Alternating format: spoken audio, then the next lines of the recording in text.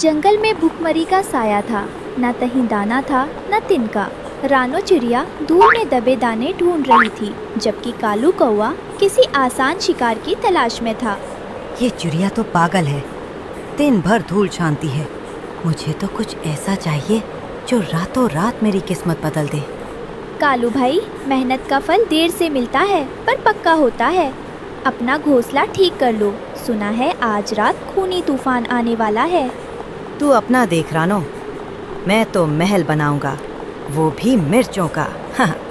कालू उड़ते हुए जंगल की दोस्तों, ये रहे हमारी आज की वीडियो के प्यारे सब्सक्राइबर्स और फॉलोअर्स के नाम। अवंतिका, अमृता, मरियम फातिमा, तनिष कृष्णा, जिया राजपूत। जो नहीं चुने गए, चिंता मत करो, अगली बार तुम भी बन सकते हो जंगल के सुपरस्टार। दोस्तों, अगर आप भी चाहते हैं मैं आपका नाम अपनी कहानी में लूं, तो देर किस बात की, जल्दी से कमेंट करके अपना नाम हमें भेजें। सीमा पार कर गया। वहाँ उसे एक अजीब खेत दिखा, जहाँ मिर्चें इंसानों के हाथ जितनी लंबी और खून जैसी लाल हरी थी। वहाँ एक अजीब सी खुशबू थी जो मन को मोह लेती थी, पर आंखों में जलन पैदा करती थी। अरे वाह, ये मिर्चें तो मखमल जैसी हैं। इनसे अगर मैं टेंट बनाऊं तो ना कोई शिकारी पास आएगा और ना ही ठंड लगेगी। कालू ने एक एक कर हजारों मिर्चें चुरा ली, ये जानते हुए भी कि उस खेत का मालिक एक तांत्रिक था। कालू ने नदी के बीचों बीच एक ऊंचे पत्थर पर अपना हरी मिर्च का टेंट बनाना शुरू किया। वो लकड़ियों पर मिर्चों को ऐसे लपेट रहा था जैसे कोई कीमती पर्दा हो। अरे कालू, ये क्या पागलपन है? मिर्चों के घर में सोओगे तो सुबह तक राख बन जाओगे। जलन तुझे हो रही है गुलबदन, देख मेरा टेंट सूरज की रोशनी में कैसा चमक रहा है।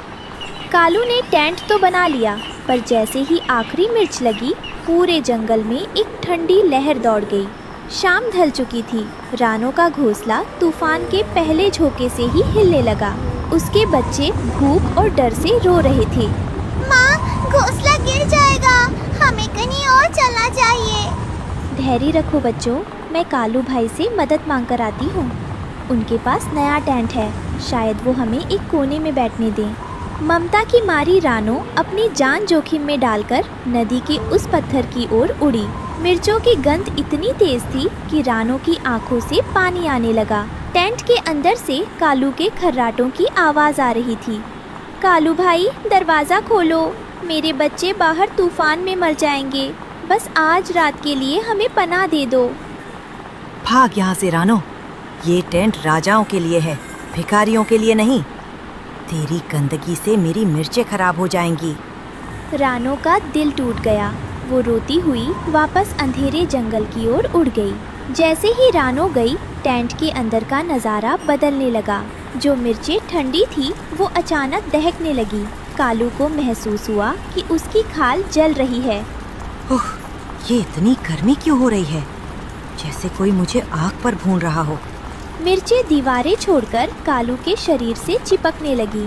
वो चिल्लाना चाहता था, पर तीखेपन से उसकी आवाज़ गले में ही फंस गई। कालू को लगा था कि जलन ही उसकी सबसे बड़ी दुश्मन है, पर असली खौफ तो अभी शुरू हुआ था। उन जादुई मिर्चों के अंदर से छोटे छोटे लाल रंग के कीड़े रेंगकर बाहर आने लगे।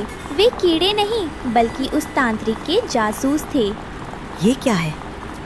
ये कीड़े मिर्चों से निकलकर मेरे पंखों में क्यों घुस रहे हैं? हटो, दूर हटो मुझसे। चोरी की मिर्च, तीखी सजा। कालू अब बनेगा हमारा हिस्सा। कालू ने भागने की कोशिश की, पर मिर्चों का टेंट अब किसी जेल की तरह बंद हो चुका था।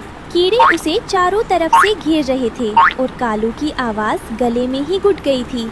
वहीं दूर उस जादुई खेत में तांत्रिक को अपनी मिर्चों की चोरी का पता चल चुका था। उसने अपनी मंत्र शक्ति से हवा में एक काला धुआं पैदा किया, जो सीधा कालू के टेंट की ओर बढ़ने लगा। जिसने मेरी अग्नि मिर्च चुराई है, उसका घर ही उसकी राख बनेगा। हवाओं, जाओ और उस टेंट को आग की लपटों में बदल दो। कालू के टेंट से चिंगारियां निकलने लगी।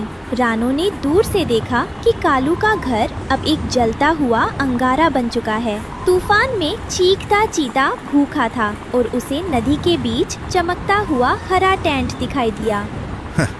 कौवे का मांस तीखा लगेगा, पर आज यही मेरी दावत है। चीता ने नदी में छलांग लगा दी। कालू अंदर अपनी जलन से लड़ रहा था और बाहर से मौत उसे पुकार रही थी। चीता ने जैसे ही टेंट पर पंजा मारा, मिर्चों का तीखा रस उसकी आंखों में चला गया। चीता दर्द से पागल होकर चीखने लगा। आह, मेरी आंखें! ये कैसा जादू है? चीता ने गुस्से में टेंट को फाड़ना शुरू किया। कालू अब न अंदर सुरक्षित था न बाहर। वह मौत और जलन के बीच फंस गया था। रानो ने दूर से कालू की चीख सुनी। उसने देखा कि चीता टेंट को तबाह कर रहा है। रानो चाहती तो चुप रह सकती थी, पर वो एक माँ थी।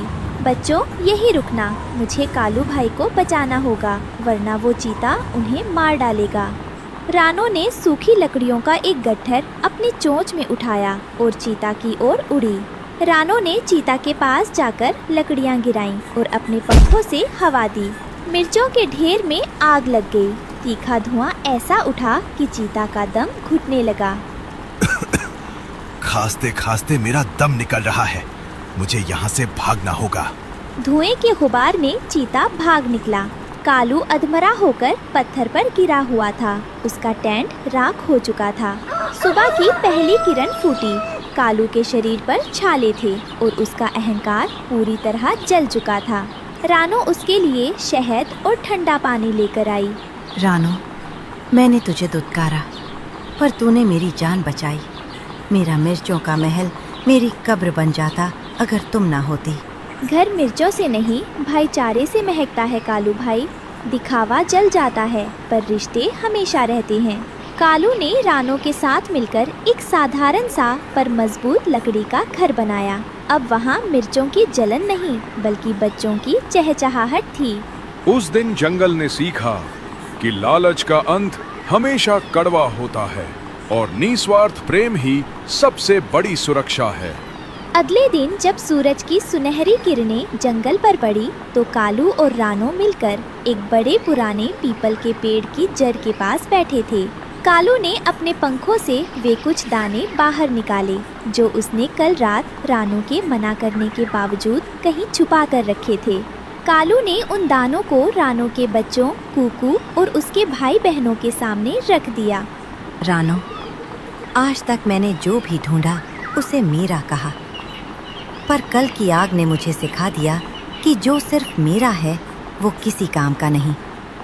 अब से इस जंगल में जो भी दाना मिलेगा उसमें पहला हक इन बच्चों का होगा।